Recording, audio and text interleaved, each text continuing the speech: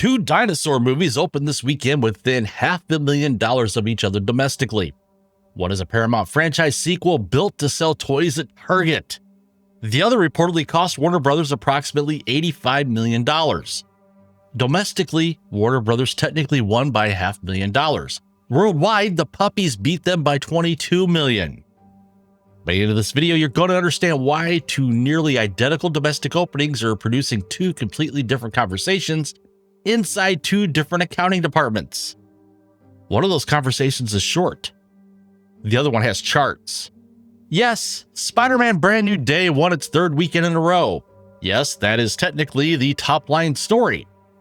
It's also no longer a story. It's a weather report. Spider-Man is still making an obscene amount of money. More on that after traffic. Brand New Day added an estimated $70 million, bringing its domestic total to approximately $786 million and its worldwide total beyond $2 billion. It is now only the 8th movie ever to cross $2 billion globally and the 4th highest grossing domestic release in history. At this point, the movie's not competing with the rest of the summer. It's competing with the record book, and the record book appears to have stopped fighting back. In second place, The Odyssey added another $23.2 million in its 5th weekend.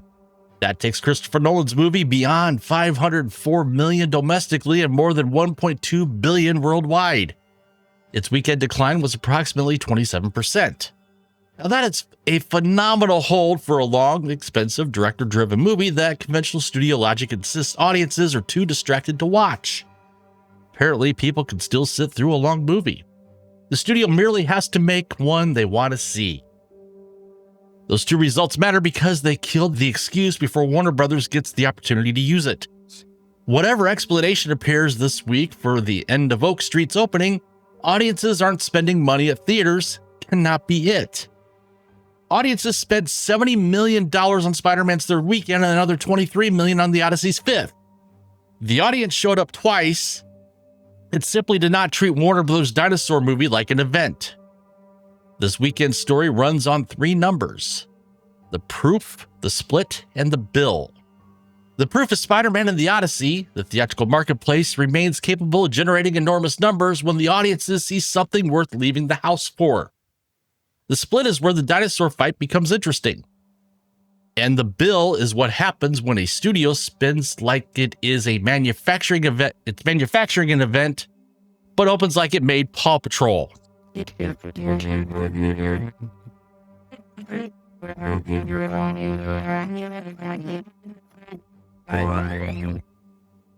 Here is the actual story of the weekend. The end of Oak Street opened with an estimated $21 million domestically. PAW Patrol, the Dino Movie, opened with $20.5 million. That's a difference of $500,000. It's a rounding error of popcorn.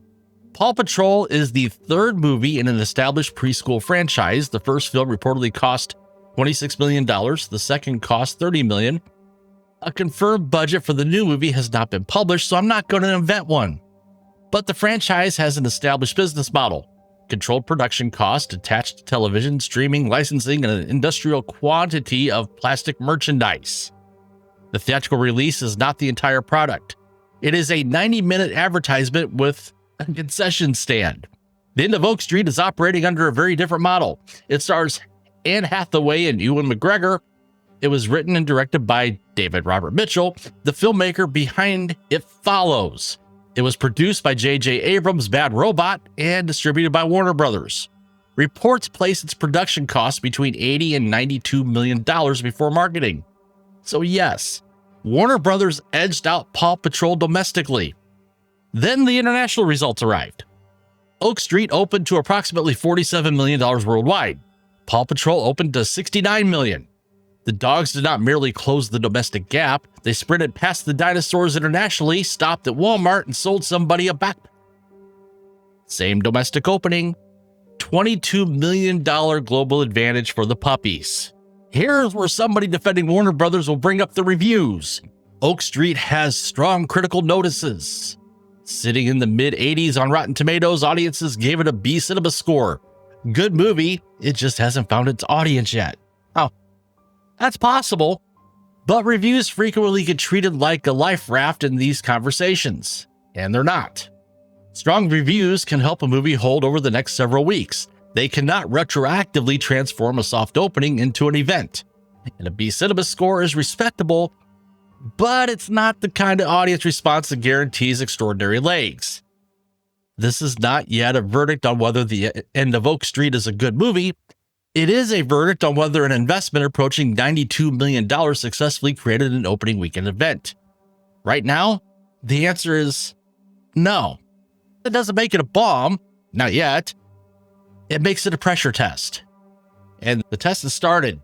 An $85 million movie does not become profitable simply by reaching $170 million worldwide. The studio does not keep every dollar sold at the box office. Using approximate theatrical splits, Warner Brothers may receive around 55% of the domestic revenue and roughly 40% internationally. From Oak Street's $47 million worldwide opening, the studio's theatrical rental would be approximately $22 million. That is a decent opening weekend return, but it sits against an $80 to $92 million production cost, plus a marketing campaign that is not yet publicly itemized. The movie probably needs to approach $200 million worldwide to create a comfortable theatrical outcome, and potentially more depending on the marketing bill.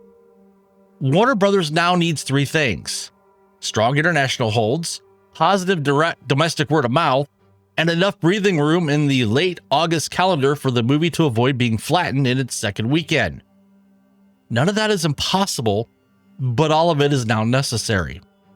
PAW Patrol, meanwhile, generated approximately $21 million in theatrical rental from its $69 million worldwide opening using those same rough splits. Then comes streaming value, licensing, and merchandise. Warner Brothers needs audits to turn an original property into a sleeper hit.